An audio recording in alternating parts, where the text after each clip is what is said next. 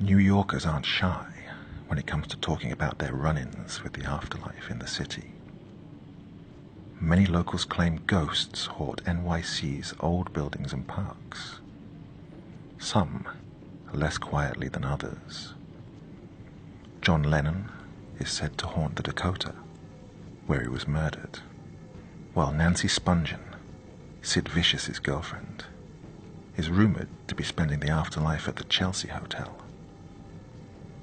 Today, we consider the 10 most haunted places of New York City.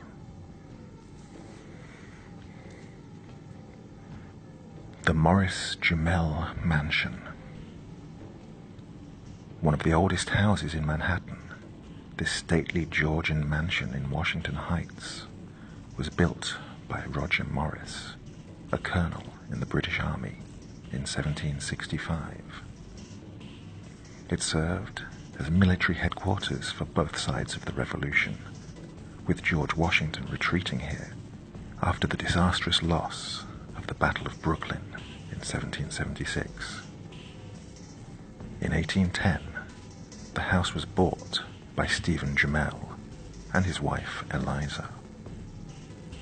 After his suspicious death, she remarried in 1832 to Aaron Burr, the former vice president and the killer of Alexander Hamilton.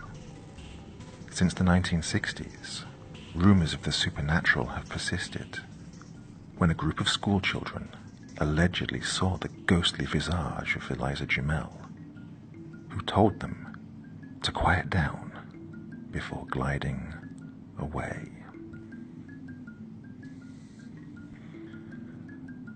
The Dakota Building.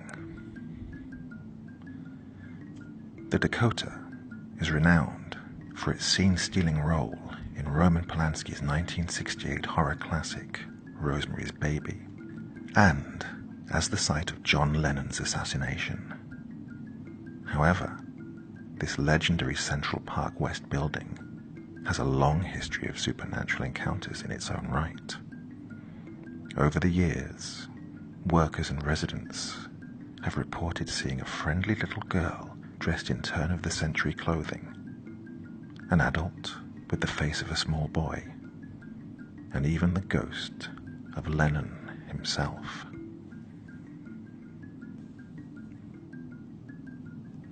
The Campbell Apartment. The Campbell Apartment was once the office and salon of financier John W. Campbell, who died in 1957. According to current owner Mark Grosich, employees have felt strange presences, including something pushing them from behind and bursts of cold air.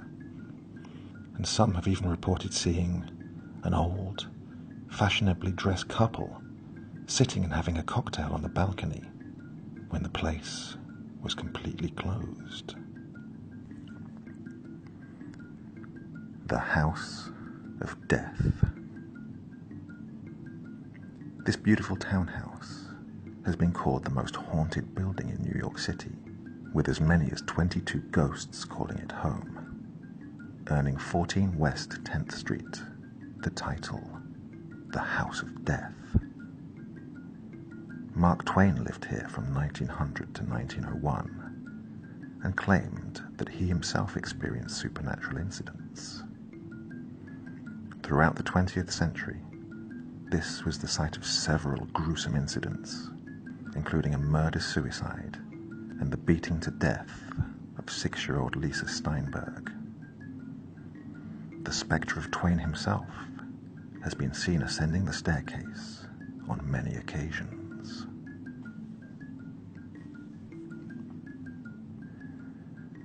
St. Mark's Church in the Bowery. St. Mark's Church in the Bowery is the second oldest church in Manhattan, splitting from Trinity Church in 1799.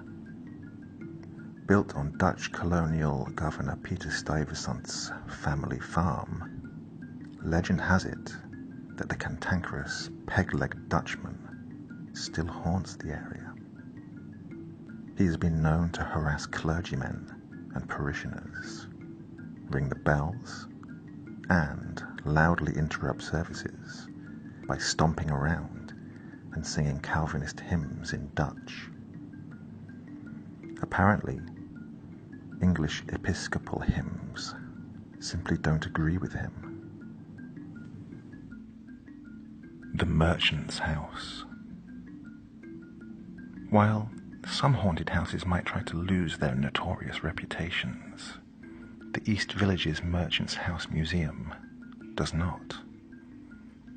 Built in 1832 and later bought by wealthy merchant Seabury Treadwell, the museum is an immaculate look into the personal, domestic lives of the 19th century cultural elite, although the ghost of Treadwell's daughter still haunts the place.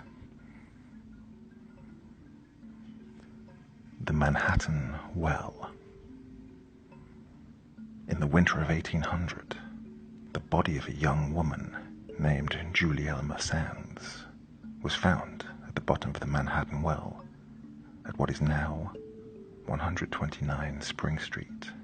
The ensuing trial was one of the great scandals of 19th century New York, with Levi Weeks accused of her murder after he reportedly impregnated and promised to marry her.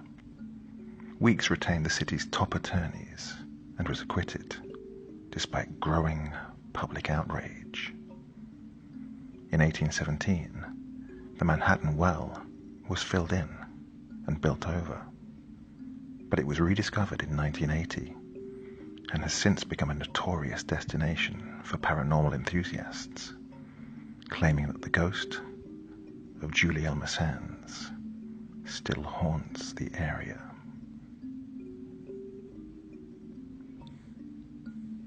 The Conference House.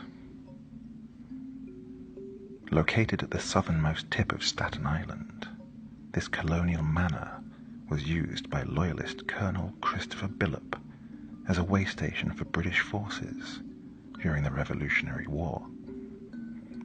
It also hosted the unsuccessful Staten Island Peace Conference on September 11th, 1776, with Benjamin Franklin, John Adams, and Edward Rutledge in attendance. In 1779, Billop suspected a 15-year-old serving girl of spying for the rebels and allegedly killed her by throwing her down a flight of stairs. Supposedly, her ghost can still be heard screaming today.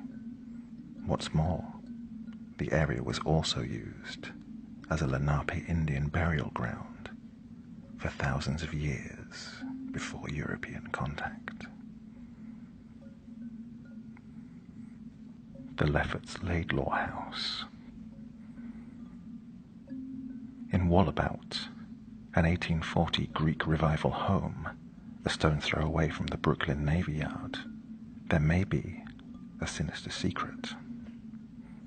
One December evening in 1878, resident Edward F. Smith reported hearing a knock at his door, but when he went to answer, there was no one to be found. The knocking persisted, while the back doors and windows were violently rattled and banged. The unseen tormentor continued harassing Smith until he called the police.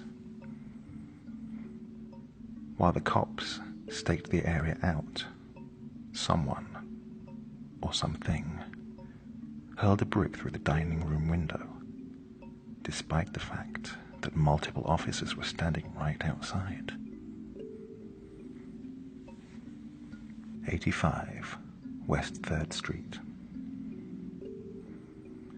Now part of New York University's Furman Hall, 85 West 3rd Street was once occupied by Edgar Allan Poe for 8 months in 1844 and 1845. This was when he wrote his classic story, The Cask of Amontillado, and at least part of The Raven.